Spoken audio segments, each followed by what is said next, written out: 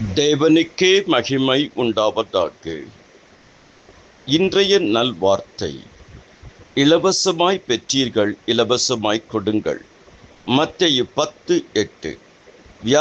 வியாதி உள்ளவர்களை சொஸ்தமாக்குங்கள், குஷ்டரோகிகளை சுத்தம் பண்ணுங்கள், மரித்தோரை எழுப்புங்கள், பிசாசுகளை துரத்துங்கள். இலவசமாய் பெற்றீர்கள், இலவசமாய் கொடுங்கள். இலவசமாய் நாம் சுகத்தை பெற்றிருக்கிறோம். அவருடைய தழும்புகளாலே குணமாண்டீர்கள், அவருடைய தழும்புகளாலே குணமாக்குறோம்.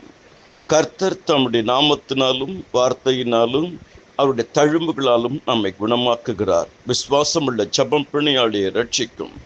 இலவசமாய் ரட்சிப்பை பெற்றோம். கிருபையினால் விசுவாசத்தை கொண்டு ரட்சிக்கப்பட்டீர்கள். இது உங்களால் உண்டானதல்ல, இது தேவனுடைய ஈவு. இலவசமாய் அவருடைய கிருபையினாலே கிறிஸ்து இயேசுவுள்ள மீட்பை கொண்டு நீதிமான்கள் ஆக்கப்படுகிறீர்கள். எபேசியர் 2:8, ரோமர் 3:24. மூன்றாவது, இலவசமாய் சுவிசேஷத்தை பெற்றோம். நீங்கள் உயர்த்தும்படிக்கு நான் என்னைத்தானே தாழ்த்தி தேவனுடைய சுவிசேஷத்தை இலவசமாய் உங்களுக்கு பிரசங்கித்ததினாலே குற்றம் செய்தேனோ?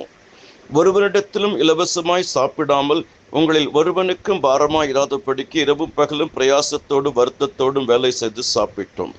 2 கொரிந்தியர் 11:7, 2 தெசலோனிக்கர் 3:8. சுவிசேஷத்தை நாம் இலவசமாய் மக்களுக்கு எடுத்து சொல்ல வேண்டும். இலவசமாய் நீதியை பெற்றோம். இலவசமாய் அவருடைய கிருபையினாலே கிறிஸ்து இயேசுவில் உள்ள மீட்பை கொண்டு நீதிமான்களாக்கப்படுகிறீர்கள். ரோமர் 3:24. விசுவாசத்தினாலே நீதிமான், இயேசுவை இரத்தத்தினாலே நீதிமான், இயேசுவின் கிருபையினாலே நீதிமான். இலவசமாய் ஜீவ தண்ணீரை பெற்றோம்.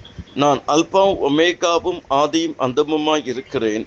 தாகமாய் இருக்கிறவனுக்கு நான் ஜீவ தண்ணீர் ஊற்றில் இலவசமாய் கொடுப்பேன். தாகமாய் இருக்கிறவன் வரக்கடவன், விருப்பமுள்ளவன் ஜீவ தண்ணீரை இலவசமாய் வாங்கிக் கொள்ள கடவன். கர்த்தர் நமக்கு இலவசமாய் எல்லாவற்றையும் கொடுத்திருக்கிறார். கர்த்தர் உங்களை ஆசீர்வதிப்பாராக. ஆமென்.